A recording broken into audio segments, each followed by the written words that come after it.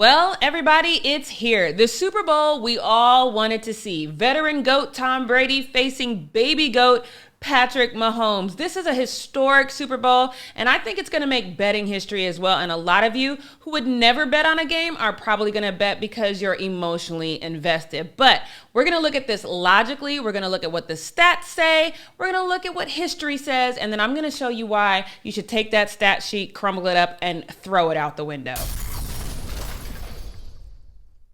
What's going on, everybody? I'm Jackie Ray. Welcome back to my channel. Don't forget to hit that subscribe button and that notification bell. And now let's talk about it. Because if you're like me, your team is not in the Super Bowl and you feel some type of way about that. The only consolation prize is if Tom Brady loses, or you're on the flip side and you are pulling for Tom Brady. I just personally don't know anybody like that. Tom Brady is going to the Super Bowl for the 10th time. That's kind of frustrating to say out loud, isn't it? But it is unprecedented, and for the first time in his career, he is the underdog, but not by much. The Bucs are only underdogs by 3.5 points. The Bucs are plus 140, and Kansas City is a minus 175 money line favorite. So this means if you want a decent payout, you'll bet on the Bucs. So let's break this down in terms of 100, especially for you emotionally first-time bettors. If you bet $100 on the Bucs to win straight up, you would make a $140 profit if they win. But on the flip side, you would have to bet $175 on the Chiefs to win straight up to win $100.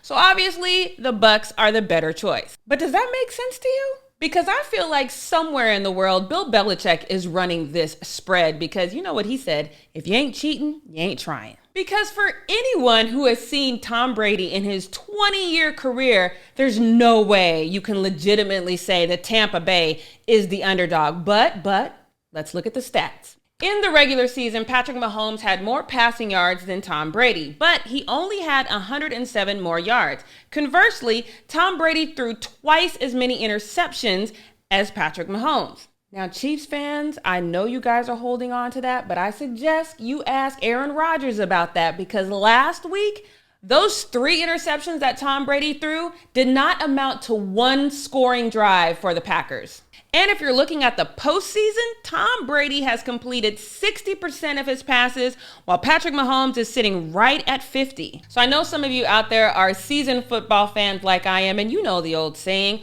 offense wins games, defense wins championships. And in the regular season, Kansas City had the #1 defense in the league. In the postseason, they're number 3, but that's still ahead of Tampa Bay. Kansas City does have the better wide receiver in Tyreek Hill. That man can run 20 miles an hour and pretty much shake anybody. Not to mention Travis Kelce, he can do everything. Tom Brady really just has Mike Evans as a passing weapon. So I can see why Kansas City would be the easy favorite, but do you not know your history? Let's just address the elephant in the room, okay? If Big Ben gets a hit, it's not going to be a penalty. Tom Brady gets the exact same hit, flags will be flying about.